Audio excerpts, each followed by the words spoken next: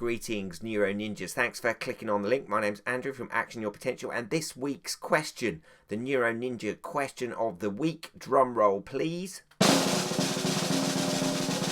Okay, so the question comes from a parent out in a webinar we were doing around Skill 2, which is all about managing emotions. And the question was, how can I help my child talk about their worries in a way that supports their kind of coping skills? So great question. Thanks for that.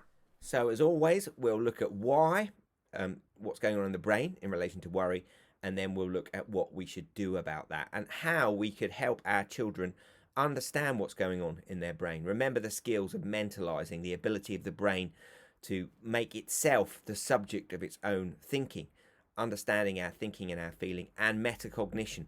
Once we give brains the opportunity to understand their own operation, they can improve and understand what's going on. Brains are very good pattern recognizers. If we can help them understand those patterns, give them some support, they are able to respond much more flexibly. If you think about how a child might develop their fine motor skills when they're moving their hand over a piece of paper, doing some colouring, etc. They practice with colouring. Dot to dots are great guides and support. What we're talking about is dot to dots for the mind, structures that help children understand what's going on in their brain. So in relation to worry, what's going on? Well, it's really important to understand that every human brain worries. And actually, if we're expecting to go into a day and not have any worries, then we are going to be sorely disappointed. So the brain is an incredibly complicated, connected network of circuits. They've all got different jobs, but they actually integrate very well with each other. And we can think about our brain as the survival brain, the emotional processing centers level with our ears, that kind of yellow area. The thinking and learning brain, the prefrontal cortex, that blue area, and the connections between them kind of merge into that green area, which is a bit of the mind-wandering network, but there's a whole bunch of other circuits there. So it's a very complicated, connected network. But the way it works is the survival brain, the emotional brain, gets all sensory information first. So whenever structures in that brain area, for example, the amygdala, whenever they get hold of any information that is uncertain, because brains are prediction engines, they're trying to predict what's going to happen next. Whenever they come across uncertainty, we feel that as anxiety, and our brain will start churning, and that's where the worries come from. What are worries? They are exaggerated thoughts about a situation. So you've gone into school, your friend was across the playground, and they frowned at you instead of smiling, and then your brain's off. You get cognitive distortions, highly charged, exaggerated thinking. Why have I got a frown? What have I said to upset them? Why don't they like me anymore? What is going to happen with our relationship? What about the friends that I share with that friend? Oh no! And you can see and understand where those cognitive distortions will go.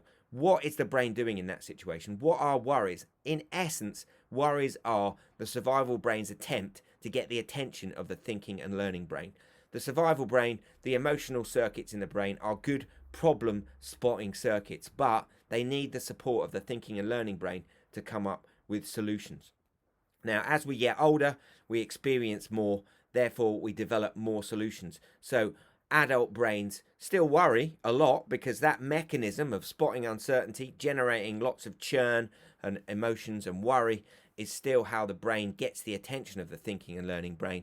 But in adults, worry reduces because our prefrontal cortex has had more experience of life. And what we want to do is scaffold that experience for our kids. So we can use a worrying processing system like this, where we're basically using a grid like this to mirror what's going on in the brain. So on the left-hand side of this grid, we've got the problem spotting processes going on in the emotional brain. And that's where the worries are. So we need to capture the worries. We need to write them down. Then we need to categorize those worries. Worries fall into different flavors. There are different sorts of worries. They're all cognitive distortions. They're all highly charged automatic thoughts. And they'll be flavored in this way. There might be catastrophizing thinking. There might be assumptions about what's going to happen next. It might be mind reading, just trying to second guess what someone else is going to do. It could be blaming. There's a whole different set of flavors of cognitive distortions. So we capture the worry. We write down, I'm worried because my friend frowned at me. We categorize that worry, and that is it's turning into a catastrophizing worry. You're beginning to kind of overthink that thing. And then the right hand side of the grid, we're now in our learning and thinking brain. And here we're trying to come up with what the core problem is underneath the worry. The worry might be that our friends aren't going to talk to us anymore. They don't like us anymore. The core problem is they frowned. That's the core problem.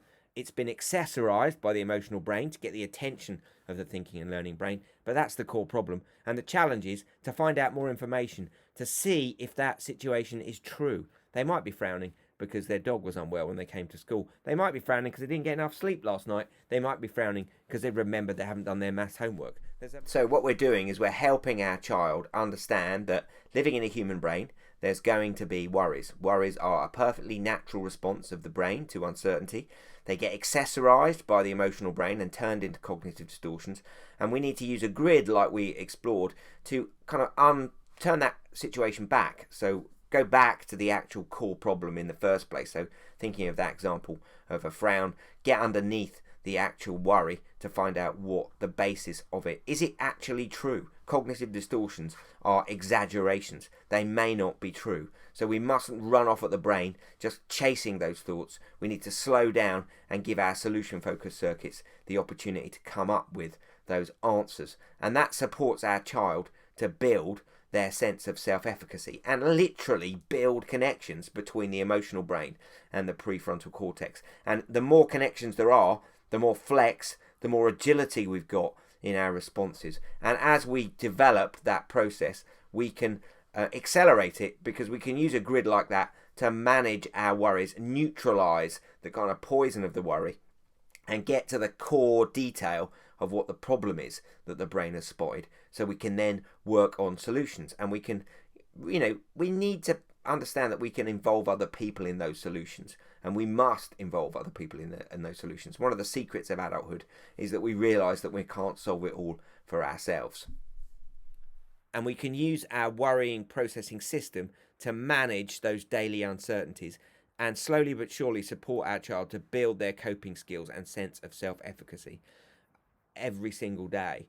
And every single day, that grid can capture those worries, and that can become part of a conversation. And for all of us, whatever age we are, sometimes our own solution focused circuits aren't enough to come up with the solution to the problem. And that's fine. We use other people's as well. We have conversations with other people's prefrontal cortexes to come up with those solutions. Anyway, thanks so much for the question. Great question. See you next week.